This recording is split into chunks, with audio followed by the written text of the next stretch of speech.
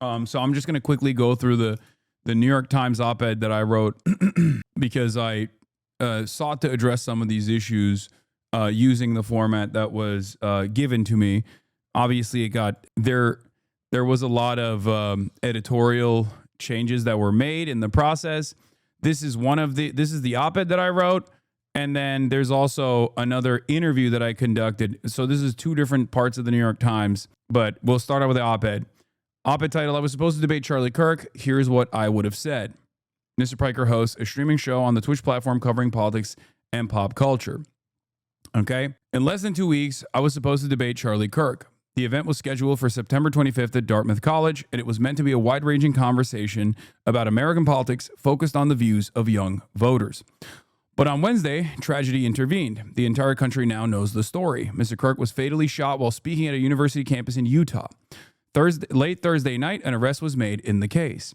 I found out that Mr. Kirk had been killed while I was live streaming to my audience on Twitch, as I do nearly every day. While I am exposed to daily images of incredible horror, particularly those of atrocities taking place in Gaza, I was still shocked by the images from Utah. What shocked me was not merely the graphic nature of what took place. It was the horror of seeing someone whom I know, not a friend or an ally, but a human being I know personally and have debated before, fall victim to what clearly seems to be a rising tide of political violence. Even before knowing exactly why Mr. Kirk was killed, I think there are some disturbing and necessary insights that can be drawn from his horrible death, ideas that affect the way many of my viewers and many of the people who followed Mr. Kirk would see the world. The first of these insights is hardly new. The United States has both very loose gun laws and more violent gun deaths per capita than any other developed nation in the world. And while shootings occur most anywhere, campuses can be especially deadly. As news broke that Mr. Kirk was shot at Utah Valley University, there was a near simultaneous tragedy at a high school in small town Colorado, where a 16-year-old shot two fellow students. There have been 47 school shootings this year. Charlie Kirk's was the 46th. And the Colorado shooting was the 47th. Though it may ultimately prove correct to classify Mr. Kirk's death as a tectonic political murder, the shooting was not itself uncommon or extraordinary. The victim was. The second idea is more general and is connected to perhaps why these kinds of killings happen in the first place.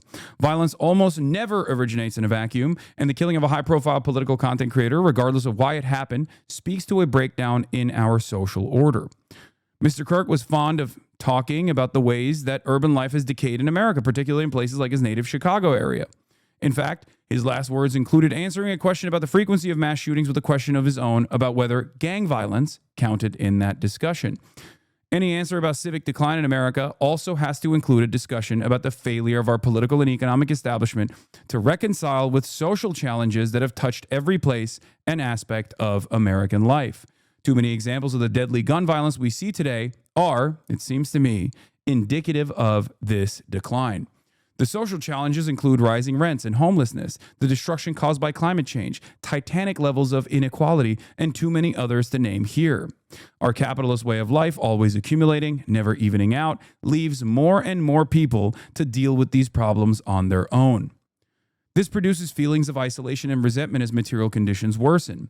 And considering that our society is swamped by, and yet somehow stitched together by, a 24/7 news cycle that too often feeds this resentment, it is little wonder that a country of stressed out gun owners would have so many grim, needless gun deaths.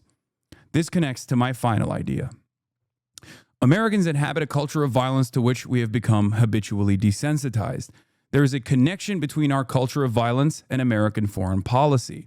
Over time, our culture of violence has targeted people around the world, anywhere from Cuba to Iraq, people who serve as literal targets for American weapons and bombs, absorbing what I think of as Americans' excess capacity for violence. For years now, American politics has taken on an increasingly punitive flavor.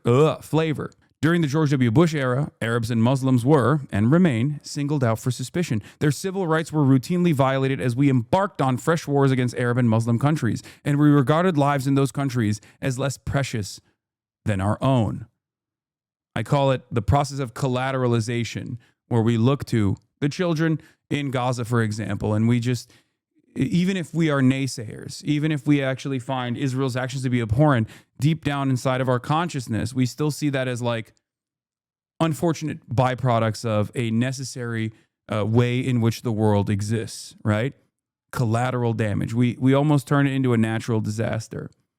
He reads this article every time I tune in, Lamau. I wrote this article recently, and this is the first time I'm reading it. But I have repeated a lot of these things, so yes. So you have heard me say these things before. That's just usually how it goes.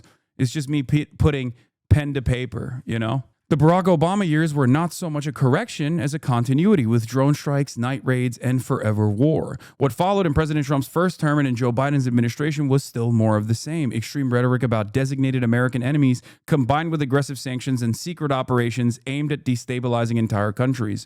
A foreign policy organized around punishing and killing our supposedly sworn enemies, diplomacy be damned, conveys the terrible message that we can only kill and maim our way to achieving the world we want to live in. I fear that this is the most evident in America's ironclad support for Israel. The genocide in Gaza has claimed tens of thousands of innocent lives. Meanwhile, Israel has carried out brazen assassinations and attempted assassinations in Iran, Qatar, Lebanon, and Yemen, backed up by Mr. Trump and previously by Mr. Biden. Our government's virtually unyielding support for Israel tells a scary story about the country we live in. It suggests that merely because we designate them as such, American enemies can be marked for death. Whether such rivals pose a legitimate threat, the fire and fury of our military and our allies have clearly become the default answers for how we deal with a world whose interests don't align with our own. Pulling a gun or launching a missile has become a part of our national character, a sad reduction of morality to the time it takes for fingers to pull the triggers. I would have liked to ask Mr. Kirk about all these things. He and I identified some of the same problems, but our views clashed about their causes and their potential solutions. Americans, especially younger Americans, feel a sense of growing hopelessness as so many of those in power refuse to listen to their struggles, economic or otherwise. One side, Democrats, offer mostly platitudes, while the other, epitomized by Mr. Trump, frequently takes advantage of people's resentments and redirects them to vulnerable communities. Mr. Kirk, an ally of Mr. Trump, was an expert of the latter. I wanted to debate Mr. Kirk, but because of a violent act, now I can't. So that was it. Does this have comments? I want to see the comments. How did you get the New York Times to publish this? They asked me. Do they not have comments on this? Don't think guest essays have comments? Oh, okay. So, they asked me and I wanted to, they changed some stuff around structurally. And if you think that the tone it takes is a little bit drier than the way I would have spoken on these issues, that is because, yes, there is an editorial tone that they keep. No, they let me keep the genocide. Genocide is now officially a part of the New York Times style guide. You can say Israel is doing a genocide without like slapping on air quotes or whatever. I think basically the way this changed was after the New York Times had that Jewish Israeli Holocaust scholar write about how Israel is definitely doing a genocide. In the aftermath of that, I think they were like, it's done. Like, you can now say it openly. Yeah, they hyperlinked the word like to show.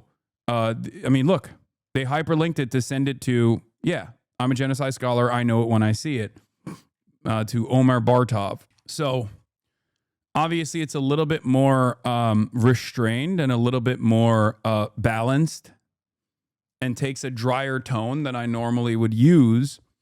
But that is because it like when you write a guest essay, even when you write a guest essay for the New York Times, like they still obviously have their own editors go through it. I had 2 different rounds of editorial process. And then this is an interview that I did with Joe Bernstein of the New York Times as well, where I kind of like went through the same process as well. But I'm not going to go into that right now. The reason why I brought up the guest op-ed that I wrote for the New York Times is because like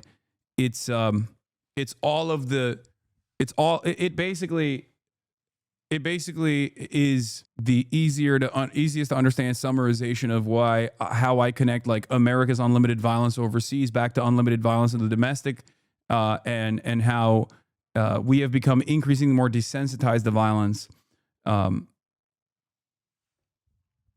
And that's the reason why we are reacting the way that we are to all of these instances. Because people, I think, mostly don't understand. I don't think people understand, like boomers especially are like, what the fuck? Why are people celebrating death? And it's like, this is part of the reason, because so many people, regardless of their political background, are experiencing the same economic pressures, and they're also seeing unlimited violence born out of our actions as a consequence of foreign policy, but also our actions in domestic policy. And then they're going, okay, well, the value of life is worth nothing, I guess, you know? On the back of this, I kept journalists and reporters having to explain how this works, how media works, the drama perverts. My guess is these outlets reached out to him. I doubt Hasan is farming them. Bro is farming hard. Yeah, I wonder why a bunch of mainstream outlets would reach out to a guy who is, fairly knowledgeable on like online radicalization and is also directly connected both by his profession and also directly connected due to the fact that we were supposed to debate to the person who was just killed on the exact opposite side of the political spectrum. No, it must be that I'm paying for it. These guys are, their brains are underdeveloped, I think. They're just like, it didn't cook enough. Part of the reason why I wanted to write the op-ed was also because I feel like there's a lot of people offering their takes on the stuff, and some of it actually doesn't accurately convey Charlie Kirk's perspective at all. So just watch the YouTube video saying you didn't condemn the assassination commie. The 10-sec vids, I'm sure, are true and not out of context. Yeah, it makes no sense, to be fair.